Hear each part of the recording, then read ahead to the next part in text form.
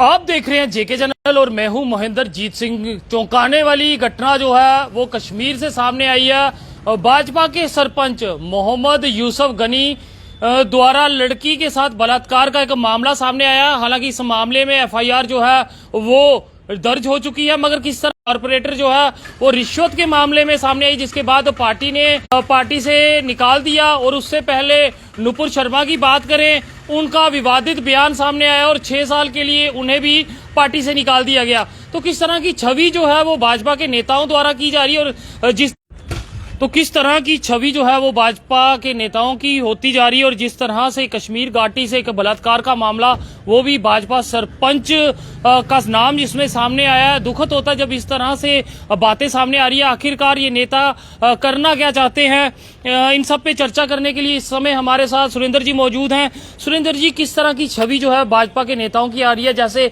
कश्मीर का मामला सामने आया जिसमें एक सरपंच द्वारा बलात्कार की बात सामने आई है?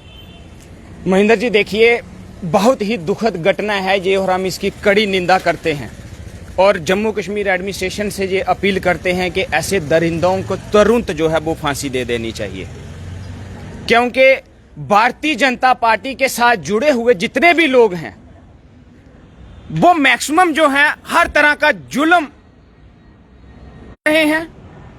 अपने घर भरने के लिए उल्टे सीधे काम भी कर रहे हैं, ये चोरियां भी कर रहे हैं, ये सरकारी जमीनों पे कब्जे भी कर रहे हैं, ये गुंडागर्दी भी कर रहे हैं। लेकिन भारतीय जनता पार्टी इनके ऊपर किसी तरह की कार्रवाई क्यों नहीं करती है, ये एक बहुत बड़ा सवाल है। आपने देखा होगा कि भारतीय जनता पार्टी के सीनियर नेता कविंदर गुप्ता जी के ऊपर भी एक इल्जाम लगता है कि उन्होंने 13 कनाल सरकारी जमीन के ऊपर कब्जा किया हुआ है, लेकिन कार्रवाई कोई नहीं।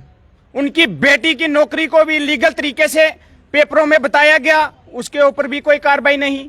इसी तरह से अगर निर्मल सिंह जी की बात करें, जो इनके उप मुख्यमंत्री रहे हैं, उन्होंने भी जो है सरकारी जमीन के ऊपर, इवन के डिफेंस की जमीन के ऊपर अपना मकान बनाया हुआ है, उनके ऊपर भी किसी तरह की कार्रवाई नहीं होती है।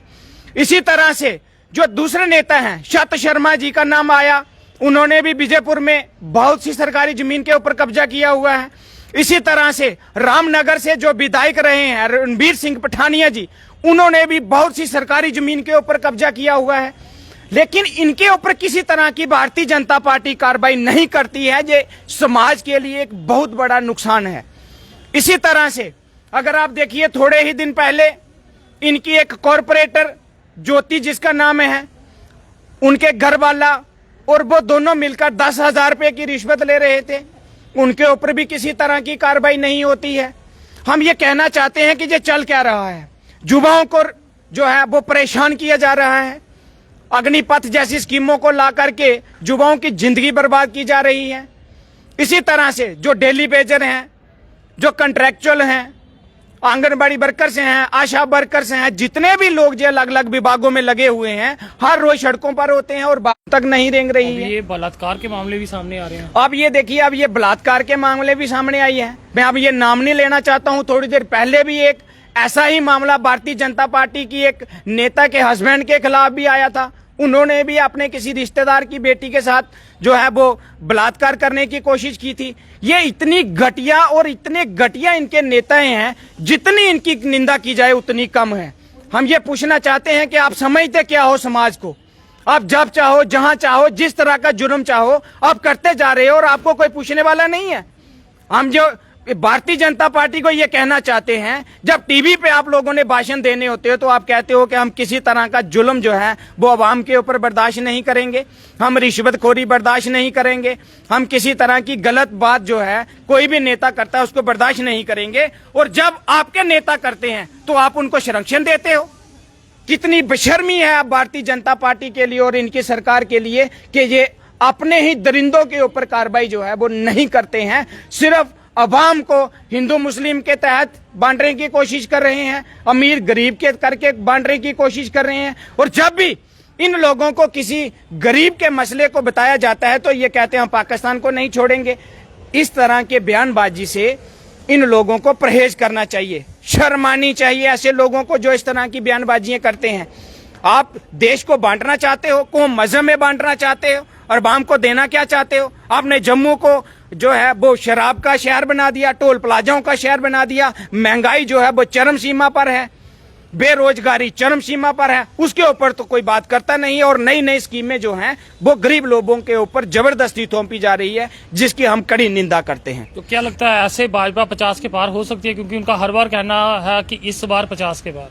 महेंद्र जी, एक बार इलेक्शन तो आने दो। 50 तो दूर की बात है, एक सीट भारतीय जनता पार्टी को जम मिल जाएगी तो आप जो मुझे सजा देना चाहोगे मैं लेने के लिए तैयार हो जाऊंगा। आज भारतीय जनता पार्टी के पास एक भी साहब छवि वाला नेता नहीं है कि जो लोगों में जाकर के वोट मांग सकता है।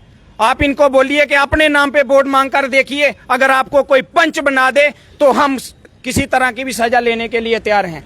ये लोग सिर्फ अपने आका का नाम इस्तेमाल करते हैं और कहते हैं लोगों को वोट दे दीजिए, और इस बार आका की जो खुद की खटिया खड़ी हो चुकी है, अब उन भारतीय जनता पार्टी को जम्मू कश्मीर के अंदर कोई वोट देने के लिए तैयार ही है, ना ही इनको कोई वोट मिलेगा।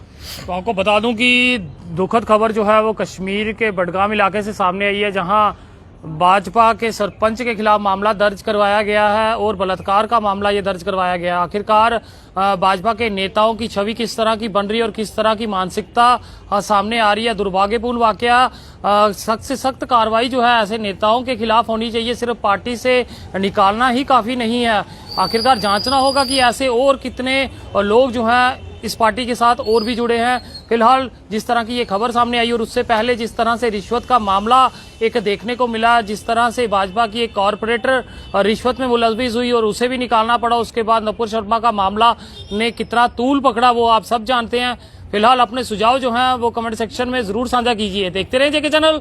मुझे महेंद्र जीत सिंह और मेरे कैमरा पर्सन सुरजीत कुमार को दीजिए इजाजत। नमस्कार।